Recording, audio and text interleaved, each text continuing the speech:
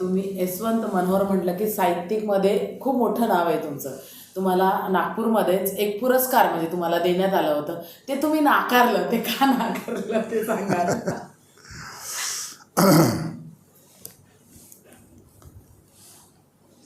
जीवनव्रती विदर्भ साहित्य संघाचा पुरस्कार. त्याच्या आधी 1-2 वर्ष त्यांनी वर्धेला विदर्भ साहित्य संमेलन घेतलं होतं. त्यामुळे मला त्यांचा फोन आला अध्यक्षांचा, तुम्ही या संमेलनाचे अध्यक्ष व्हावेत. मी ते नाकारलं. कारण काय, एकच की तुम्ही तिथे मग वेगवेगळे विषय तुमच्या हिंदू धर्मातले ठेवणार, सरस्वतीची पूजा ठेवणार आणि अध्यक्ष म्हणून एखाद्या वेळेला मला हार घालायला लावणार. अडचण तुमचीही होणार, अडचण माझीही होणार. म्हणून मी ते टाळलं. अनेक ठिकाणी बेटा मी हे सगळं टाळलं. अनेक ठिकाणी असं तुम्ही करणार असाल तर मी येतच नाही तुमच्या कार्यक्रमाला. खूप उदाहरणं सांगता येतील, पण आता आपला विदर्भ साहित्य संघाचा मुद्दा आहे. मी त्यांना हो म्हटलं पुरस्कारासाठी, पण हे माझं कॅरेक्टर त्यांच्या आता साहित्यातले तुम्ही जागरूक माणसं आहात, तुम्हाला माहीत असलं पाहिजे. मी त्यांना म्हटलं की ठीक आहे, मी स्वीकारतो पुरस्कार. स्टेजवर कोणाची प्रतिमा ठेवणार तुम्ही, कोणाकोणाच्या? तर त्यांचा फोन आला, आम्ही सरस्वतीची पूजा प्रतिमा ठेवणार. मी त्यांना लगेच म्हटलं मी पुरस्कार स्वीकारणार नाही. माझ्या शिक्षणाशी, माझ्या लेखनाशी सरस्वतीचा कोणताही संबंध नाही. सावित्रीबाईचा आहे, फुल्यांचा आहे, अमुक्याचा आहे, बाबासाहेबांचा आहे. जे फोटो ठेवा तुम्हाला वाटलं तर.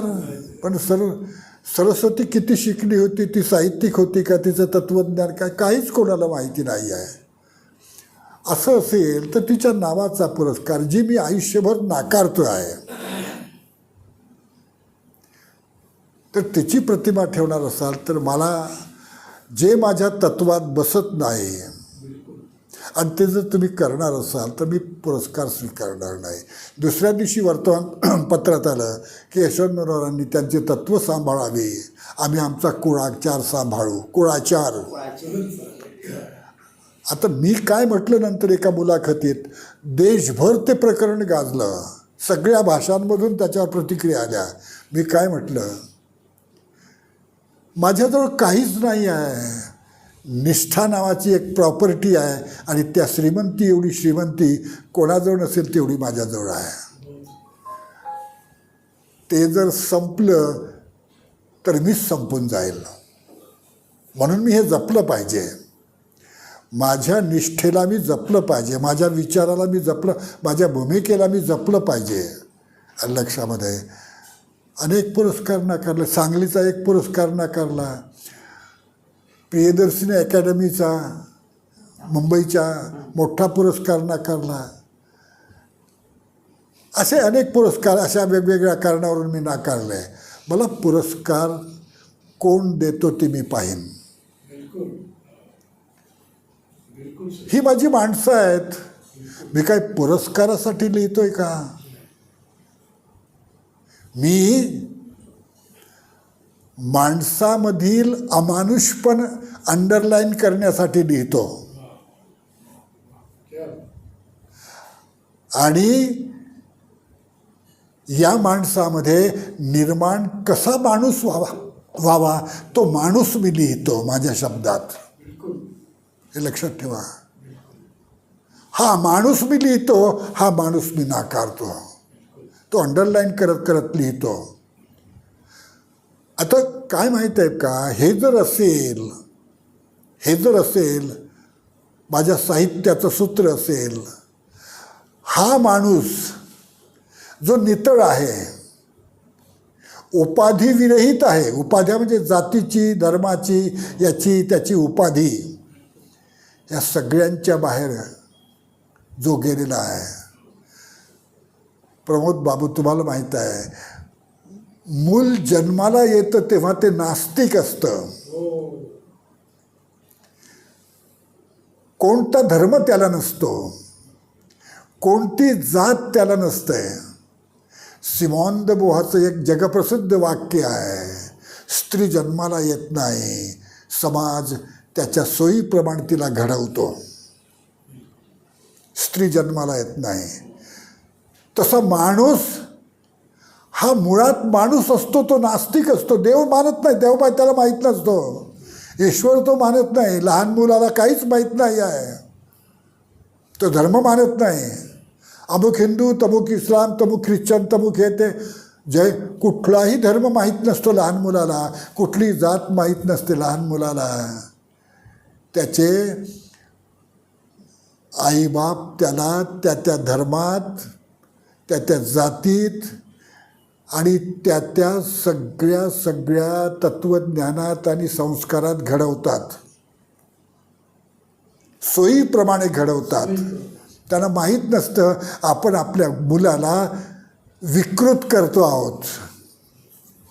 तो माणूस आहे, नितळ माणूस आहे, त्याला आपण अमानुष करतो आहोत, त्याला आपण विषमता करतो आहोत, त्याला आपण एका अर्थानं लाचार ज्याला एलिनेशन म्हणतात पहा, परावलंबन. म्हणजे तुम्ही त्याची स्वायत्तता, त्याचं सार्वभौमत्व, सॉव्हरेंटी नष्ट करता. तो स्वायत्त आहे, तो स्वतंत्र आहे. बाबासाहेब म्हणतात मनाचं स्वातंत्र्य हे खरं स्वातंत्र्य. ते जर तुम्ही नष्ट करणार असाल तर तो माणूस उरतच नाही आहे.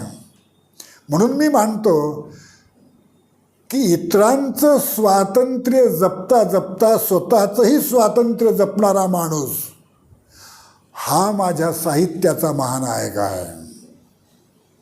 लक्षात ठेवा. तर या प्रकारे बरं का तुम्ही एका अर्थी हे स्वातंत्र्य आणि हा माणूस,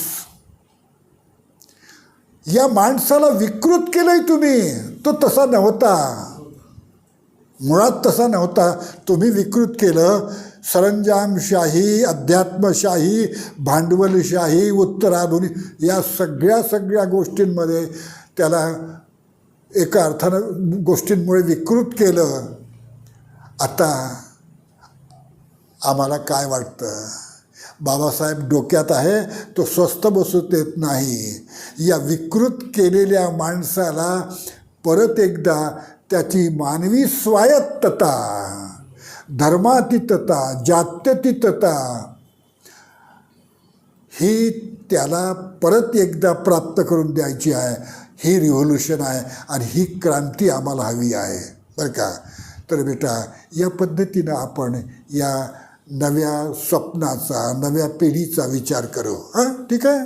शेवटचा प्रश्न, यावर्षी पुण्यामध्ये मातंग साहित्य परिषद पहिली परिषद होती. असं मातंगांना का वाटलं की आत्ता एक साहित्य परिषद घ्यावी मातंगांनी ना? हो हो वाचलं मी. हो त्याच्यावर एक तुम्ही साहित्यिक म्हणून काय सांगाल?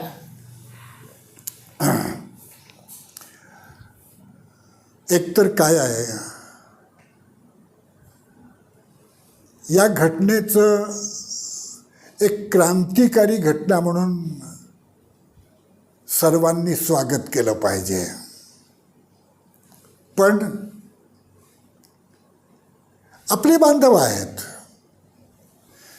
56 सालानंतर म्हणजे 40, 4 आणि हे 26 किती वर्ष झाली? इतक्या वर्षानंतर तुम्ही झोपेतून जागे होतात. मुद्दा काय आहे, 60, 20, 80 धम्मस्वीकारानंतर माझं आग्रहाची विनंती की सगळ्या मातंग बांधवांनी, चर्मकार बांधवांनी, आदिवासी बांधवांनी, भटक्या विमुक्त बांधवांनी 56 सोडा, 70च्या काळात, 65च्या काळात जर धम्माचा स्वीकार केला असता, धम्माचा स्वीकार म्हणजे आंबेडकरवादाचा स्वीकार तुम्ही केला असता, तर तुम्हाला यामधल्या काळात तुमचे अनेक कलेक्टर झाले असते, आय एस झाले असते, साहित्यिक झाले असते, विचारवंत झाले असते, परदेशात गेले असते लोक. ज्या समाजानं धम्माचा स्वीकार केला त्याची प्रगती झाली. किती प्रगती झाली. सगळ्या परंपरांचा पराभव करणारी ही प्रगती आहे. सगळ्या परंपरा ओलांडून जाणारी हे साहस आहे. ओलांडून जाणारं ते साहस तुम्हाला तेव्हाच प्राप्त झालं असतं. तुम्ही जे तुमचे ट्रॅडिशनल धंदे आहेत, व्यवसाय आहेत, ते सोडले असते. ज्याला तुम्ही पूर्वाश्रमीचा महार समाज म्हणता, बाबासाहेबांनी ढोरं ओढणं बंद करा, ते कातडी कमावणं बंद करा. हे केवळ एका जातीला नव्हतं सांगितलं. या सगळ्याचा संदर्भ सगळ्या अस्पृश्यांसाठी आहे. लक्षामध्ये काय होतं माहीत आहे का, एक ब्राह्मण बाबासाहेबांना असं म्हणाला, तुम्ही या लोकांना ढोरं ओढायला बंद करायला सांगता, त्याचे पैसे त्यांना मिळतात, कमाई होते, काय जे असेल ते पोटापाण्याचा. बाबासाहेब म्हणाले, तुम्ही ढोरं ओढा, मी तुम्हाला 500 रुपये देईन. लक्षात ठेवा, हे कोणा एका जमातीला अस्पृश्यांमधल्या उद्देशून नव्हतं. सगळ्या अस्पृश्यांना आणि सगळ्या वंचितांना, सगळ्या बहिष्कृतांना उद्देशून बाबासाहेब बोलत होते. तुम्ही का ऐकलं नाही तेव्हाच? म्हणजे तुम्ही आता ऐकता, ह्याचा आनंद आहे, याचा आनंद आहे. पण मी माझ्यासारखा एक जागृत मनुष्य हे सांगेल तुम्हाला की त्यावेळेला तुमच्या लोक, आता तुम्हाला सांगू का, सीमा पाटीलनं धम्म स्वीकारला, मी लेख लिहिला. श्रावण गायकवाड आहे औरंगाबादचा, सगळ्या चर्मकार बंधूंना घेऊन त्यानं धम्म स्वीकारला. शिवराज कोळीकर नांदेडचे माझ्या संपर्कात घरी आले की नागपूर घरी यायचे, चर्चा व्हायच्या. मातंग समाजातला घेऊन धम्म स्वीकार करणार होते. तुम्हाला एक सांगू, लक्ष्मण मानेच्या धम्म चळवळीमध्ये पहिल्या सभेपासून साताऱ्याला झालेला मी आहे. धम्मपत्रे लक्ष्मण मानेंना एक पुस्तकच प्रकाश झालं आहे. सारखं त्या 4-5दा तिथं गेलो, त्याच्या इथं आला विदर्भात, सगळ्या सभांमध्ये भाषणं दिली. हा एक भाग. आपण स्वागत केलं, रूपाताईचं स्वागत त्यावेळेला केलं, लेख लिहिला, सुरेश भटावरती लेख लिहिला. आणि तुला सांगतो बेटा, भाऊ मदनकर नावाचे एक ओबीसीचे ग्रस्त नागपुरातलं मरण पावले, ते 250-300 ओबीसी लोकांना जमवलं आणि हिंदी मोरभवनात मोठा कार्यक्रम घेतला. माझ्या हस्ते धम्मदीक्षा घेतली. हे लक्षात ठेवा. उल्हासनगरच्या एका सभेमध्ये मी अध्यक्ष होतो. माझ्या हस्ते एका मुस्लिम कुटुंबानं जाहीर धम्मदीक्षा घेतली. हे लक्षात घ्या. या आपल्या सगळ्या बांधवांचं बाहू स्वागत केलं पाहिजे. कुठल्याही प्रकारचा कंजूषपणा तुमच्या बाहू उभारण्यामध्ये येता कामा नये. स्वागत करा. ठीक आहे, उशीर आले, पण तुला सांगू बेटा, आता नव्या तरुणांमध्ये हे भान येतं आहे की बाबासाहेब हा आपला एकमेव उद्धार करता आहे. आपण तेच लोक बोलतात, मी बोलतो असं नाही, की बाबासाहेबांचं आपण ऐकलं असतं तर आज आपण इतर लोकांच्या धम्म स्वीकारलेल्या इतर लोकांच्या बरोबरीत असतो. आर्थिकदृष्ट्या, सांस्कृतिकदृष्ट्या, नैतिकदृष्ट्या, सामाजिकदृष्ट्या, आधुनिकतेच्या दृष्टीनं या सगळ्या लोकांबरोबर आपण असलो असतो, हे भान या लोकांना येतं आहे. मी काय म्हणतो, उशिरा येत असेल पण येत आहे ना, स्वागत करायचं. या सगळ्या लोकांबद्दल आपल्याला आदर वाटला पाहिजे. आणि तुम्हाला एक सांगतो, आता परकेपणाची भाषा तुमची बंद झाली पाहिजे. बुद्धानं मला हे सांगितलं आणि बाबासाहेब नावाच्या विश्वा एवढ्या, अंतरिक्षा एवढ्या डोक्यानं मला सांगितलं, या सगळ्यांच्या अतीत जा. तुझा माणूस जन्माला यायचा असेल ना, या सगळ्यांच्या अतीत गेल्याशिवाय तू माणूसच होत नाहीस. हा माझा परका असं मानू नका. ही सगळी माणसं माझी आहेत. आपल्या कुटुंबात ते लोक आहेत. आपल्या वैचारिक जीवनाचे ते साथीदार आहेत. त्यांना तुम्ही सगळी माणुसकी आणि आपलेपणा दिला पाहिजे, असं मी बाकीच्या लोकांना सांगेल. उशीर आले ठीक आहे, पण येत आहेत, आले आहेत. आणि त्यांच्यातील तरुणांना ही जाणीव होती आहे की धम्माशिवाय आपल्याला गत्यंतर नाही आणि बाबासाहेब आंबेडकरांशिवाय आपल्याला भवितव्य नाही. हे या तरुणांना वाटतं ना. मी त्यांना सलाम करतो, मी त्यांना वंदन करतो.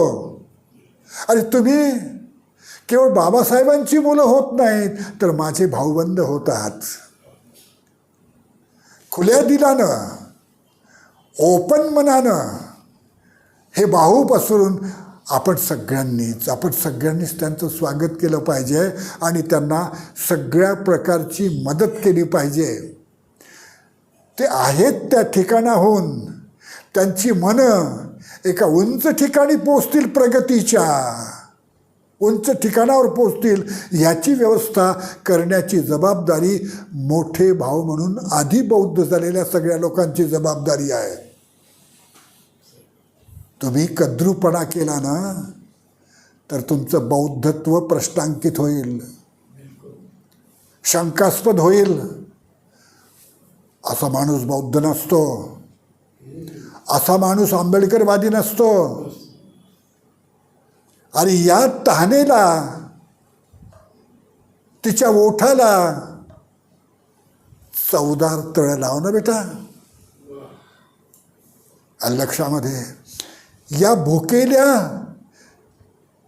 तोंडाला तो आंबेडकर नावाचं एक महाकथन लावणं. त्याची भूक एका वर्षाची नाही आहे, एका दिवसाची नाही आहे. तो जन्मापासून आमरण उपोषणावरच आहे.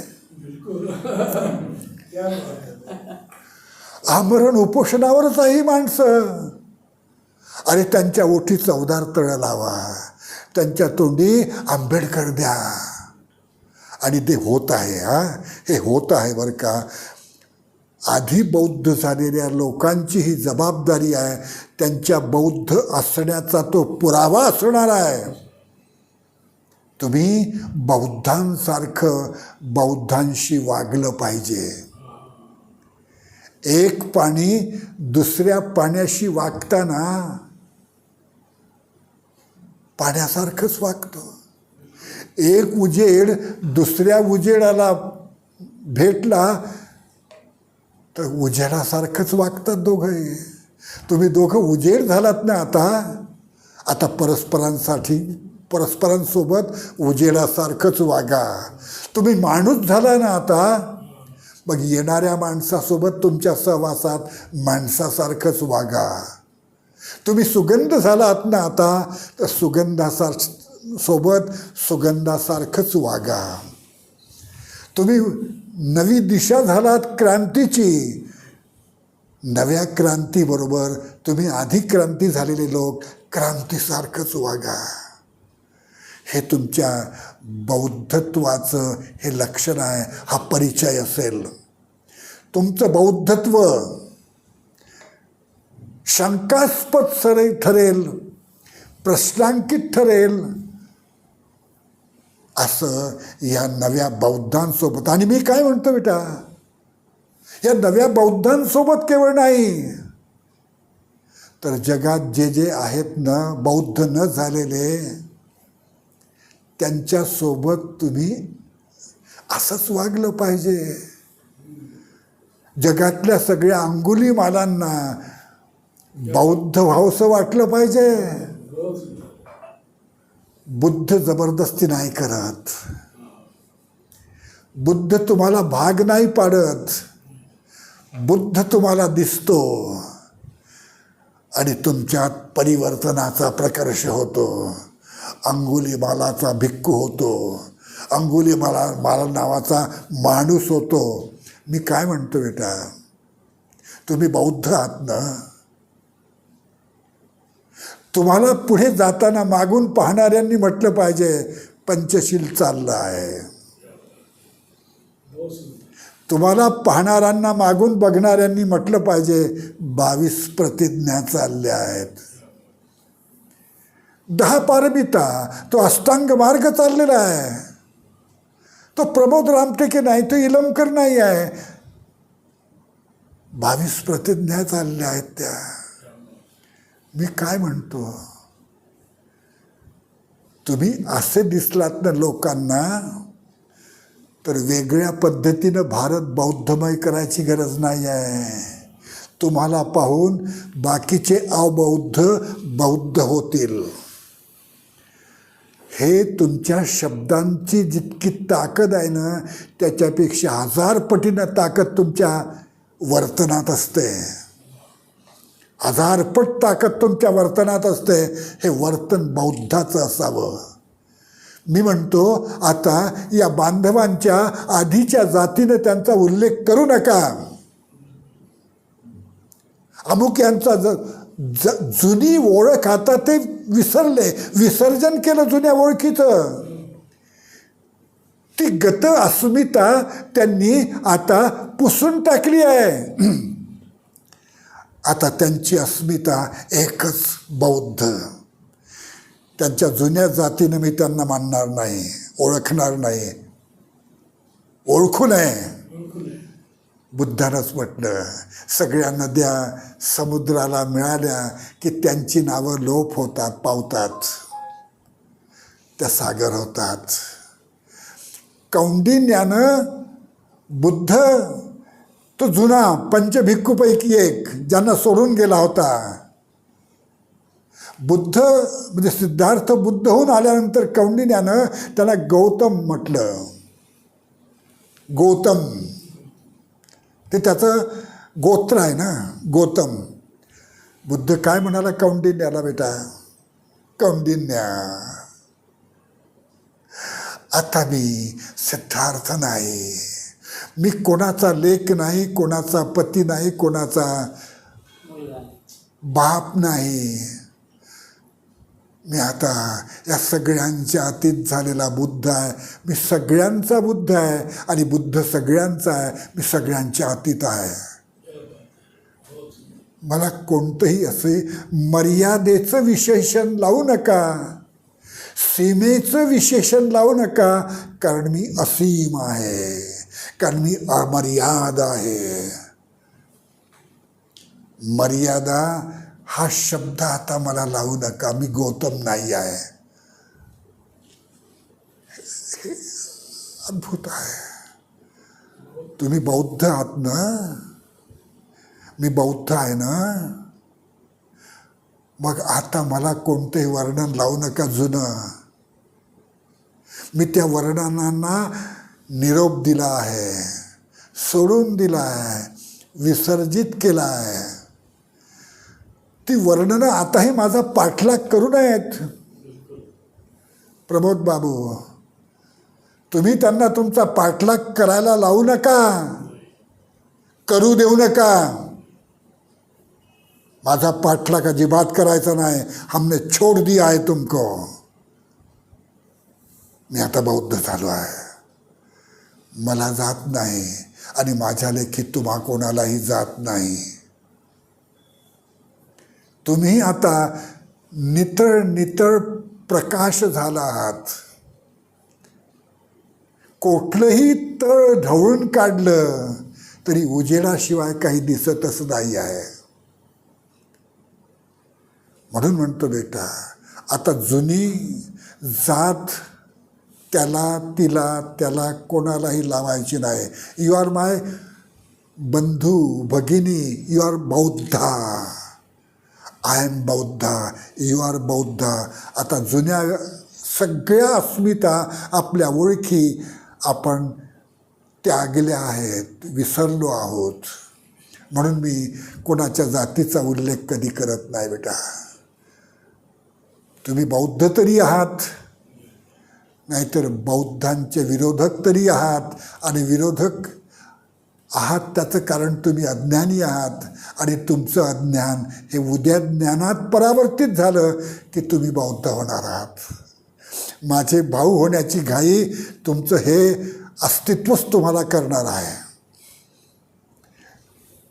हा कुठेही शेवटचा थांबा नसलेला प्रवाह आहे. बौद्ध असणं म्हणजे शेवटचा थांबाच नाही तुम्हाला. त्याला CSTच नाही आहे.